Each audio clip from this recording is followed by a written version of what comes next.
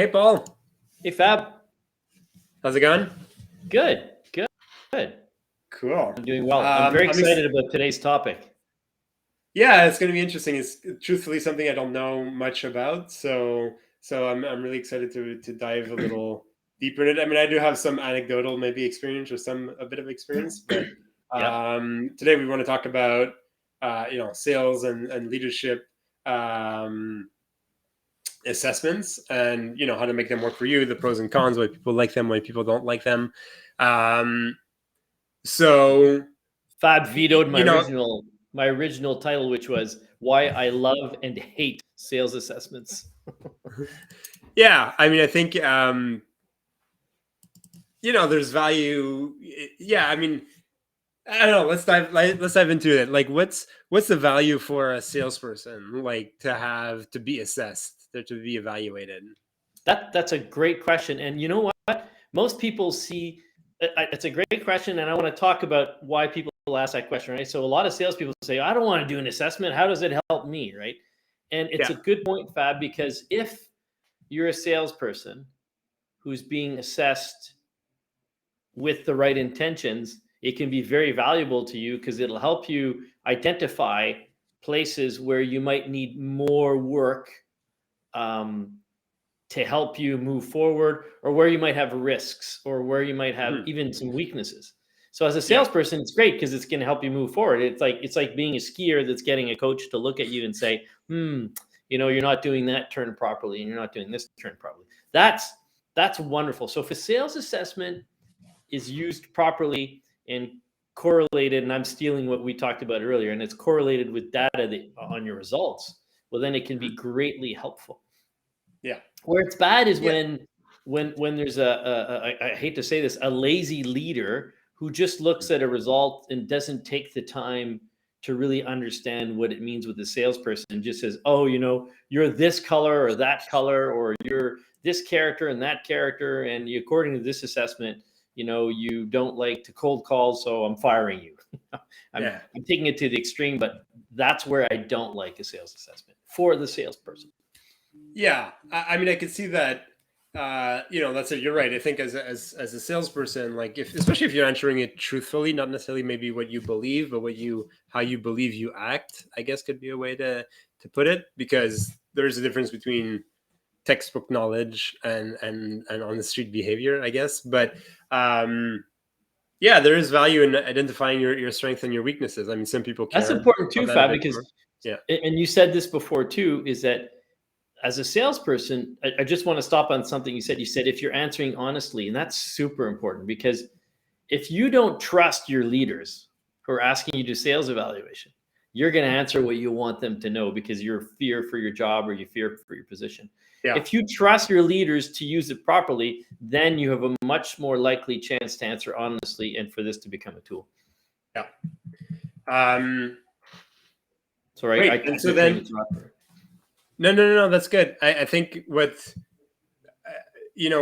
and as a sale, let's move on to the next point, maybe, which, like, how should, like, so we know, like, the main value, I guess, for a salesperson is that if it's answered truthfully, and if you have the liberty to answer truthfully, if you don't fear for your job after the fact, and you're answering a bit more on your behavior, or what you assume your behavior is, as opposed to your thoughts.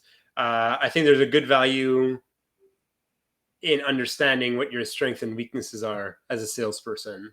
As a sales leader, how do you see a sales leader using it? Well, so before we move into sales leaders, just one last thing that hasn't to do with sales, or let's talk about the evaluations or the assessments themselves. What I think is also important is for you to choose an assessment that you're comfortable with. So as a sales leader, as a sales company, depending on what you're trying to do, choose an assessment. And I say sales assessment. Some assessments are psychometric and they do a broad range of things. But if you look at the questions, if you do it yourself, you should always do it as a leader first to see, do I like this assessment? Does it make sense? Does it talk to me? Is this something I can use to help my team get better? Or if it's a pre-hire sales assessment, does this look for the things that I'm looking for in a salesperson. So to jump into the sales leader's position, if I'm a good sales leader and I use the assessment properly, I love assessments. Yeah. I'm a bit of a lazy sales leader who's just trying to pick people's heads off or determine characters. I hate sales assessments. It's Yeah. it's a tool that can be dangerous in the wrong hands and used improperly. And Yeah. I've seen that too often. I've heard it too often that people assess their whole teams and then they say this person's like this person's like that, and they're booting that. They take it as gospel. A sales assessment is one tool in the evaluation and assessment of a salesperson. It's not, you're not evaluating the whole person. You can't expect, I don't know, 50 to 100 questions to define a human being in its entirety. I don't care if whatever psychometric evaluation's been out there for however long, I'm not going to mention any names, whether they're sales or their character. I refuse to believe that you can define someone from one assessment. It depends how they're interpreting it. It depends on their state of mind. Things can vary. I've even seen people I've done it myself, taken the same psychometric evaluation over and over and gotten different results on my personality. Well, I'm pretty much a person. So how does sales... because I mean, personality traits change over time, right? Like it's, that's a known. Well, I hope over not 10 minutes or 3 hours. That's what I was doing. Okay. Yeah, I mean, but then it's going back to answering truthfully, right? Like it's you as a rep or as any, obviously psychometric evaluations are good. Well, they were different evaluations talking about the person. same thing, but giving different results. Right. That's what I mean. So essentially, that's where you have to see, well, what's this really seeing? What's this really saying? And how true. So you can't take it as pure knowledge is what I'm saying. You got to take the data that it gives you. And I think you need to, because it's funny, I've seen the opposite where this evaluation is kind of forced on by HR or whatever, and sales leaders are like, whatever, this I use, and it's just kind of stuffed away in a file somewhere on Google Drive, and then nobody goes back or looks at it or pays any attention to it. But I think what I understand you're driving to is like, you have to understand where or when this evaluation is being used and what's the purpose. And then assuming, like, obviously we're talking about sales. So how does that work? Does that work for you as a salesperson? Because that's what I'm seeing. That's what I can see some value. For example, I've done like pre-employment, I mean, not for sales, psychometric evaluations. And this is purely anecdotal, but one of the answers that popped up was that the environment I find myself in is very important to me. And so, I can see that being useful in an interview situation where it's like, if you're trying to hire me as a salesperson, and I'm being stereotypical here, but in a far out, a suburban industrial neighborhood, not very modern, not very well lit office, like I might have all the sales skills and competencies and motivation in the world. If that's a variable that's important for me, there's a good chance I'm going to flame out or burn out at some point, right? Just because it's like, so understanding where I had this image of a brown office. I picture a brown office with dark, old, dirty wood and brown carpets and a tiny little window. So so if that's important to you, then like, okay, then we have to watch. Okay, Fab has good sales stuff in there that we want to definitely look at, but we're forcing him to come into an office. Environment's important to him. That's something we might have to want to address during the interview process, right? So understanding where that evaluation is being used is important for sure. Absolutely. And what I suggest to all leaders using a sales evaluation, who are starting to use a sales evaluation, is go through the answers with the individual to understand why so if you see an answer that seems really out of sorts or that you're really baffled by or excited about, when you are talking to the salesperson, talk to them about it. There's nothing wrong with that. Like, don't assume the results of the assessment to be cemented in truth. Have a conversation with the individual that did the assessment to understand where it came from, right? Mm-hmm. So Fab says, I love to work in an office. And, you noticed after 3 months that he's coming in that he is asking to work from home all the time. Well, then you say, hey, Fab, when we interviewed you, you said you love to work in an office. Well, yeah, but it's far away from my house. And, honestly, you gave me the corner office you gave me the center office with no windows, and it's freezing cold in there. And, okay, all right. That's you know what I mean? There needs to be some logic, and we're using a very anecdotal and Yeah. small thing here, but you've got to use logic in using the assessment. It's not the be all end all, is what I'm saying. Yeah, And that's definitely. important. Yeah. So then as a leader, what else should I be paying attention to? So we talked about where is this evaluation going to be used, or when is it something that I'm going to be used as like on a part of my yearly evaluation? Is it something to see like how maybe some knowledge is being progressed? Is it being used to interview and hire people? I think that's key. Also, what I really liked what you said is like talk about the answers, right? Like obviously if it's a 100 question evaluation, you might not want to go through each answer, but there's obviously going to be at least a handful of answers that will be like worth talking about. I Like, want to so know if we more. if we bring back my environment example, that's if I know that I'm in a place that's not conducive to that, like that's probably something I want to address, right? Well, you're gonna have to work from home. I see here that you're saying, like where are we at on that? How can we make sure that doesn't become a thing?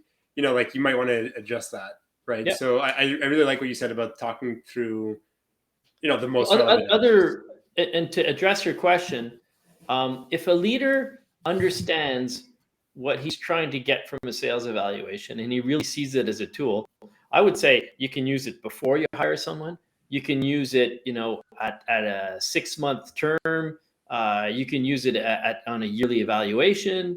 As long as, and this is important, as long as it's a tool that helps you motivate the salesperson and helps them move forward. If they continuously see it as grading on their character or grading on personality traits that can hurt them in their progression, then you're going to destroy the culture and well, unless you have a negative culture, you can destroy the positive culture. But it's always, listen, for most people, when you tell them you want them to do an assessment, there's a certain insecurity that jumps in, and there's a certain reality of thinking, oh my God, they're judging me, and there's a certain anxiety.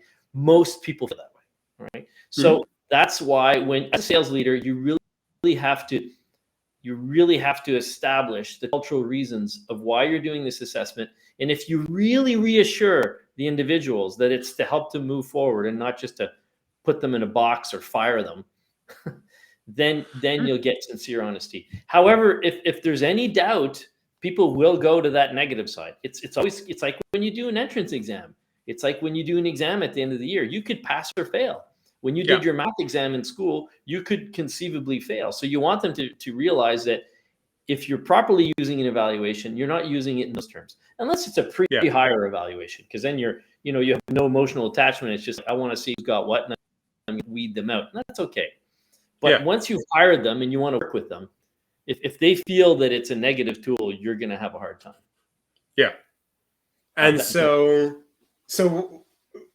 what else should a sales leader take into account, right? Because you're talking about like, and if we go back to like how you wanted to position the show on Institute, what you love and what you hate about it, like, are there some other elements that you love or hate that should be taken into account? Yeah.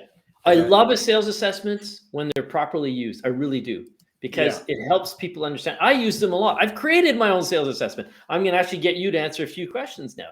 But, I think I use them properly. I always tell people there's no wrong answer. I'm just trying to get to know you, right? And if I get to know you and you are doing something that can hurt you sales-wise, I'm going to say, listen, Fab, when you answer this way, what do you mean? And if I do this and that, well, there might be a better way. And then there's a discussion, there's coaching, there's training around it. And that's wonderful. I love assessments used in that way. And I use them a lot.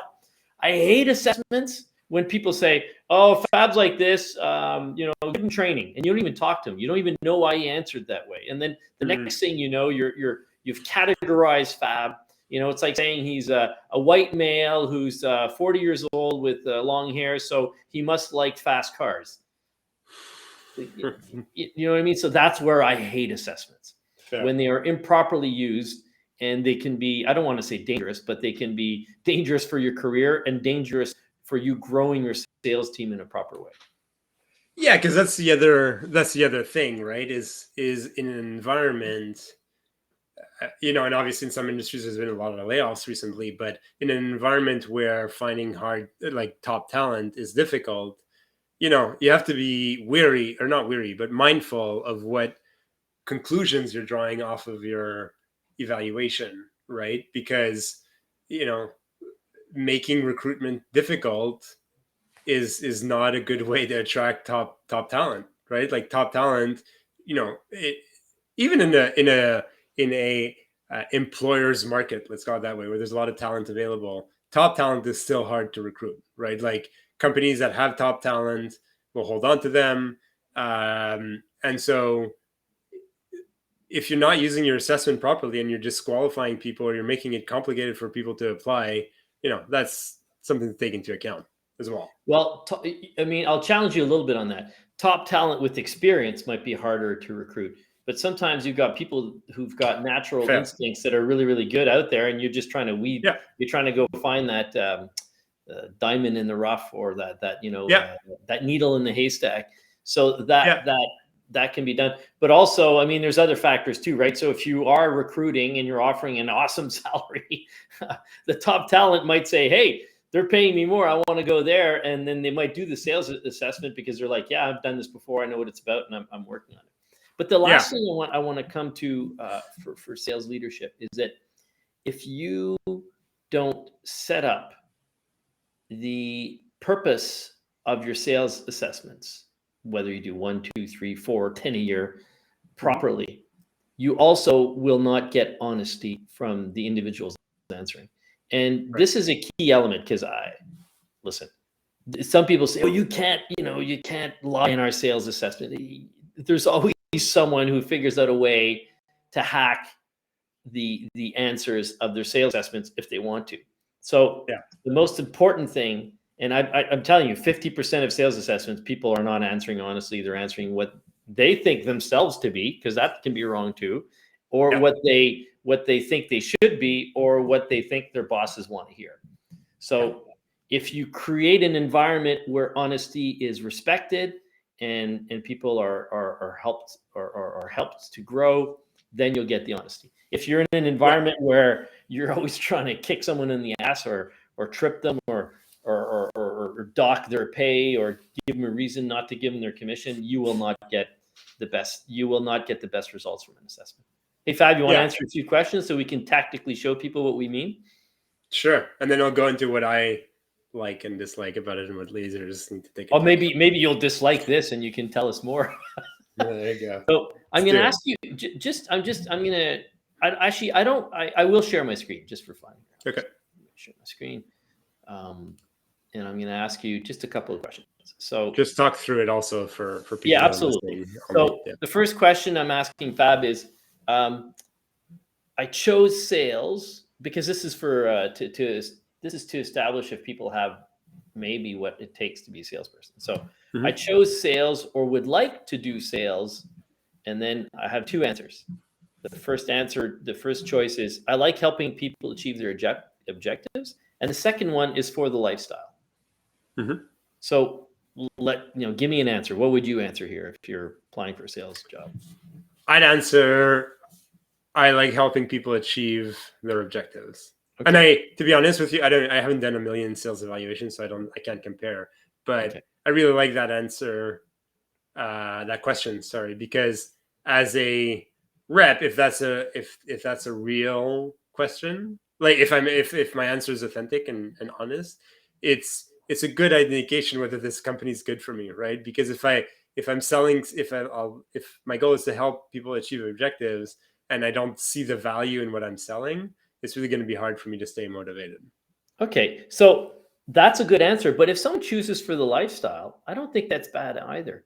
And the reason I asked this question is I actually match it up with the question I just put above, and I'll ask you that question, then I'll answer how I think. So my next question, or the question I asked before that, is I'm mostly motivated. This is the typo here. I should fix it. I'm mostly motivated by helping my clients achieve their objectives or my personal success? And what I've noticed is some people will say, I'm mostly motivated by my clients achieving their success, and then they'll put afterwards, I chose it for the lifestyle. So Mm, these questions, to me, when you answer them, there's no wrong or right answer. I just need to understand why you answer it that way. So if yeah. I'm a company that is really based, like our main objective is to help our clients, and all we care about is achieving our helping our clients achieve their objectives, well, Yeah. then I'm probably going to like those answers. If I'm a company that is, has really small margins and we have to do high volume, we really have to, we need real hunters and people that are hardcore salespeople, hardcore closers. I might ask them, "Well, why do you feel that way?" And Mhm. and there's no wrong answer here, but it just helps me define the type of person you are. And I might be looking for someone who's a little bit more caring, a little bit more farming, a little bit more account management. So then I might prefer those first answers, the objective ones. But I might Mhm. also be looking for a real killer instinct person who's just going to go out there and do a ton of business development, who wants to drive a nice car and wants to put their RSPs aside. Well, then the other answers are there. But I need to have a discussion with you, because I Yeah. can't just tell from this, even if you answer a lot of them. And some people say, well, we correlate a ton of data and it means this and it means that. Yes, but in the end, I've done a lot of psychometric evaluations. They all tell me, I'm an A-type personality, which I already know because I talk a lot and I hog a lot of space. But they rarely tell me anything in and of themselves alone. It has to Mm, be matched to what I'm trying to do, and that's where a leader really has the opportunity to make it worthwhile. So I'm going to ask yeah. you one more question. Yeah. Um, um, I don't like that one. Let's. Oh, this one I It's love. your. Well, no, I like it for what we're doing now. No, I like the question. I don't like it for our podcast because it needs Fair to be enough. tied into Okay. other stuff. So I like to push myself outside of my comfort zone. Would you say that's true? Would you say you're neutral, or would you say that's false? Mm, I'd say that's mostly true. Okay. No, wait. Do I like it? No, I don't like it, but I Okay. do it So daily. you see, so you do it. So if I say I like to push myself out of my comfort zone, you may have said false, right? Because you don't like to do it, but you do it Yeah. anyways. Yeah. Okay. So this question, to me, when I ask it, needs to be teamed up with a bunch of other questions to see what Yeah. the personality is and what does that mean.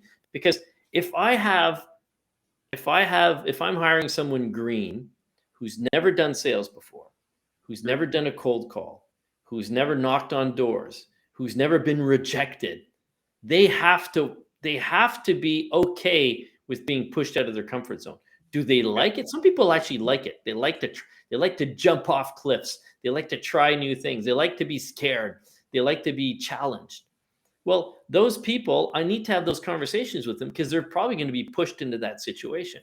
But if I Mhm. just look at this for only what you've answered, and I don't ask you questions, and I don't try to understand why you've answered that question, and you gave me the answer right up front. I don't like to do it, but I do it because I know it's necessary, and that's Mhm. okay.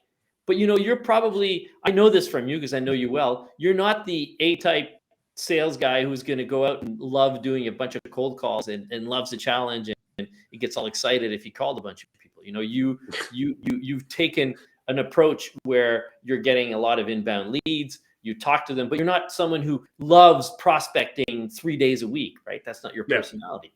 So I probably Yeah. wouldn't put you into that hunter's position. But that's after I've talked to you. That's after I had a conversation with you. So I'm not just going to Mm, judge you right off of these answers. Okay. So yeah. now I want to know what you hate and what you don't like, or what you like, or what you were going to say to me. Yeah.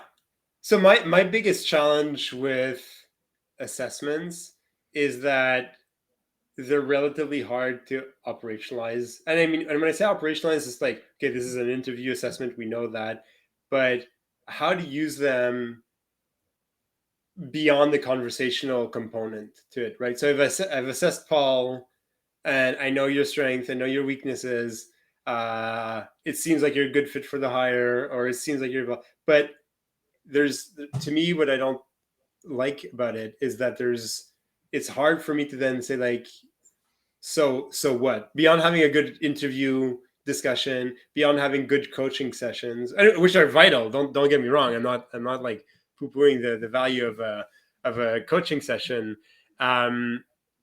That's where my challenge is. So when you ask me like what I like about them is that, yeah, it's everything you've mentioned, right? It allows me, and I mean, it's also my personality. I love knowing what's my strengths and weaknesses. I love understanding how to improve myself. I like working. I like improving my strengths, and I like working on my weaknesses. So understanding is key for me. I realize not everybody's like that, but to me is like, and what I would encourage sales leaders to do, and we'll talk about optimization within a CRM context in a couple minutes, but is thinking about how I'm going to use this beyond improving conversations with my team, either during the hiring process or during my coaching / like ongoing evaluation process. And that's where I usually don't like them. I find that they're often a bit disconnected from day-to-day life. Yes, I agree with you. And that's why I personally, what I like most about a sales evaluation, I'll tell you. What I like most about sales evaluation, and I often use them before I'll do a training. Mm. It drags people in to listen even more because now they feel they're part of the conversation.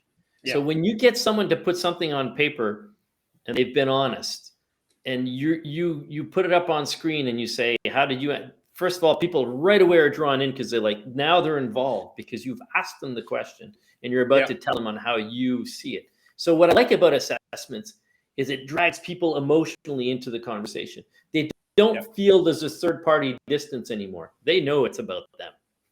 And when you know it's about you, you get more involvement. And often your coaching sessions and your training sessions are that much more efficient because they answered something. And then sometimes they'll say, yeah, but I said it because of this and that. And I don't even care.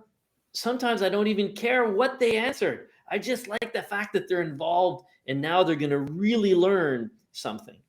So your answers are almost not as important as the fact that you're involved in the training or the coaching. Does that make sense? Yeah, and that's valid.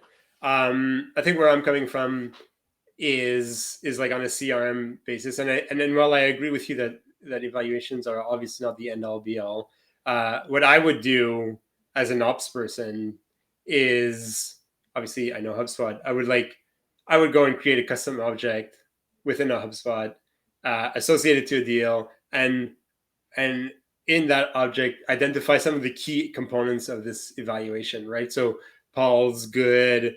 Paul understands like not to ask, not to talk too much during a discovery, like whatever you feel are like the 4, 5, 6 key metrics or key components, and then I'd look at sales success through that lens, because, and this is all theoretical, right? Like I haven't done it before, but I feel that there'd be really a lot of good insights in there, right? If let's say, because I know one of your questions is like, so just to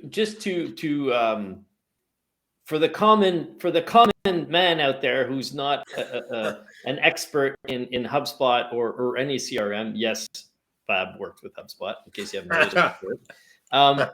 So what he's saying, and I really like this, is he's saying you associate it to a deal or something in your CRM so that you can reflect on where you're at. So for example, if your assessment says that you don't usually follow through enough and you associate it to a variety of deals, then you might get the implication of the person to make sure that they follow through more, because that might be why some of their closing rates are going down. So that's how you operationalize it to tie it into the reality of what they need to do, their process. Yeah. And so at 2 levels, right? Like exactly how you mentioned, right? So there's a module on your deal, you're sitting down for a coaching session. Hey, Paul, like which 2 or 3 deals do you want to talk about today? And then while we're opening the deal, we can see kind of some of your assessment profiles there. So I'm like, if let's say you're not really good with the follow through, some question that I can bring back regularly is like, while you're following up, did you send like a post meeting summary? Did you did so the coaching becomes a bit more relevant. Like if we know that Paul's good, understands that he doesn't need to speak a lot or shouldn't speak a lot during a discovery call, I don't need to bring that up constantly, because I know you get that. While we're listening to your conversation intelligence using conversation intelligence tools to listen, we can validate, okay, yeah, you're not talking about, like, that's a non-issue almost for Paul. Yeah. And I'm picking on you because you're in front of me. But if it's like, if I can see that you're not good with follow-ups, then that's something as a leader I need to bring up, right? Like, especially Yes. if I see a deal is stagnating, or even if a deal is like a brand new deal, like, are you following up with them? Or do you send your post-meeting like summaries? Did you do all that stuff? That's on the one hand. On the other hand, I would try to then take the data and aggregate it to actual sales success, right? Like, and look, like, wait a minute, everybody who's and I mean, I'm exaggerating, but everybody who's grades or scores badly on follow-up skills is actually winning more deals. And you're looking at that data. I mean, this is hypothetical again, but you're looking at it. So what does this mean, right? I find like there could be a lot of really interesting Your insight. assessment sucks.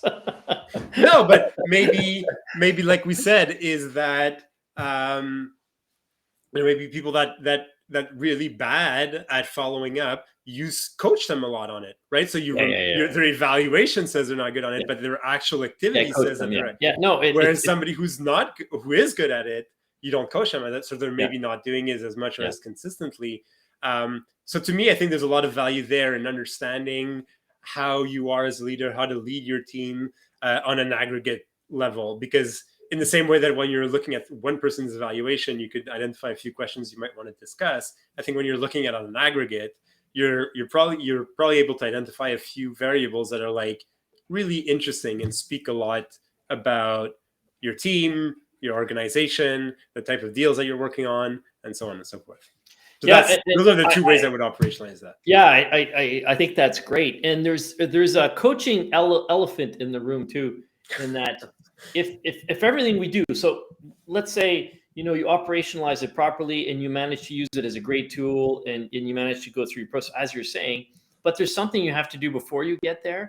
And you have to get the salesperson's buy-in to the results of how the assessment's being read. So that's why I think you need to go through it. So the first thing needs to be, hey, Paul, do you agree with the results of this assessment when we look at all this? And let's say you as a leader agree with it, but Paul doesn't agree. You've got a job to do before you even use the assessment.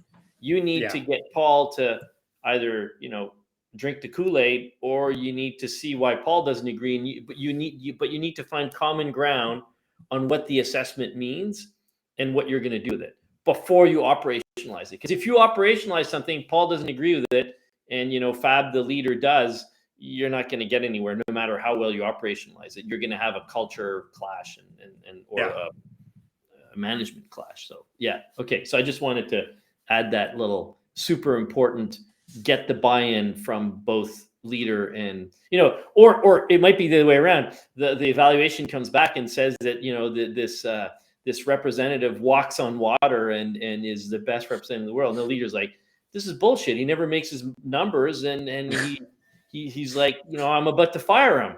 So like, what the hell do we do with this? Right. So then you need to agree upon how you will use the assessment to help that salesperson move forward. I actually had that happen once. I won't say who, of course, but in a past world, I had this assessment that came out and said this person was amazing. They walked on water, and they weren't delivering at all. Like, what do you say, right? So you have to say, well, what's going on? Like, this thing says you're the best salesperson in the world, but you're not delivering. You tell me, and then you let the person obviously explain. So they might have all the qualities, they might just not be motivated, right? Or they're really good at answering those.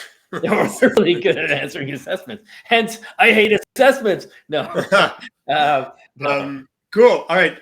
I do have a hard stop in about 10, 15 minutes, but okay. So I wanted to maybe start wrapping it up. And I know like we try to take some of the top takeaways. I mean, I've had quite a few. I don't know if you have some, but for me, my top takeaways are, and maybe I could do me and then we'll do you and then sure, go for it.